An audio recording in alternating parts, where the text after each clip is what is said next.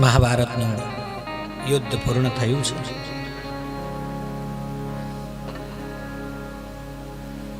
આ બાજુ ભીષ્મએ પણ પોતાના પ્રાણ ત્યાગતા પહેલા પોતાની બુદ્ધિ એટલે મતિ સ્વરૂપી જે કન્યા હતી એ કૃષ્ણની સાથે પરણાવી છે. કૃષ્ણ કનૈયા ઇતિ મતિ કલ્પિતા વિતૃષ્ણા ભગવતી સાત્વત પુંગવે વિભૂમિ.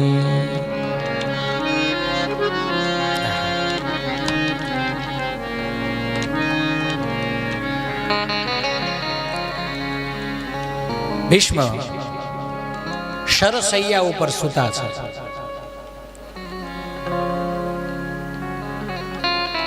એક બાજુ કૌરવો ઊભા છે, એક બાજુ પાંડવો અને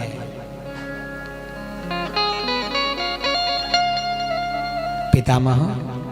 કઈ છેલ્લી ઈચ્છા? દુર્યોધને પૂછ્યું.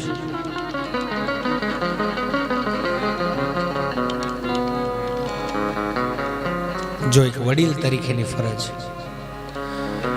મારું એવું માનવું છે કે હું તો હવે જઈ રહ્યો છું, પણ તમે હવે આ યુદ્ધને વિરામ આપી દો. ઝઘડવામાં કંઈ છે નહીં.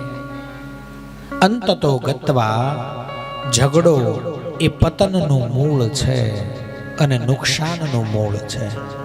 નુકસાન અને પતન સિવાય ઝઘડાથી ક્યારેય બીજું કંઈ કોઈને મળ્યું નથી.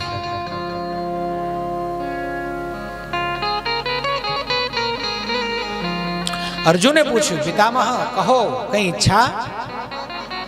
દુર્યોધનને ન ગમ્યું. દુર્યોધને કે મેં પૂછ્યું તો ખરું શું ઈચ્છા છે તમારી, તો તારે ફરીથી પૂછવાની ક્યાં જરૂર છે? અને પિતામહે અર્જુનની સામું જોઈને કહ્યું,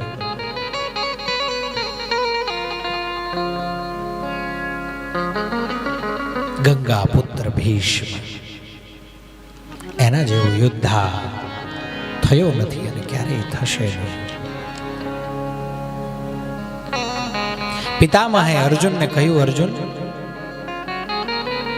ગંગાજળ પીવું છે. આટલું કહેતા વારમાં તો કૌરવોની સાથે દુર્યોધન ને બધાએ મહેલમાં દોડ્યા છે ગંગાજળ લેવા માટે. અને એટલી વારમાં કૃષ્ણ ત્યાં પધાર્યા છે. બે હાથ જોડી અને ભીષ્મ પિતામહે ભગવાનનું દર્શન કર્યું છે. ભગવાનની મૂર્તિને નિહાળી છે. મૃત્યુ સુધરી ગયું છે. આ બાજુ દુર્યોધનાની ગંગાજળ લેવા દોડ્યા છે અને આ બાજુ ભગવાન કૃષ્ણના કર્ણરંધ્રની અંદર શબ્દો પડ્યા, ભીષ્મ પિતામહને ગંગાજળ પીવું છે. અર્જુન ક્યાં છે તારું ગાંડીવ? આ રહ્યું પ્રભુ.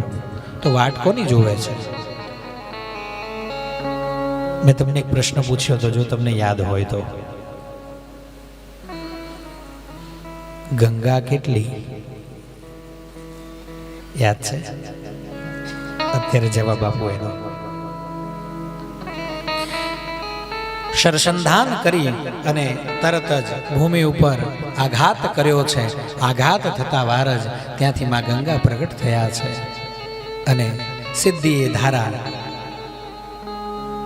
ભીષ્મ પિતામહના મુખ સુધી પહોંચી છે.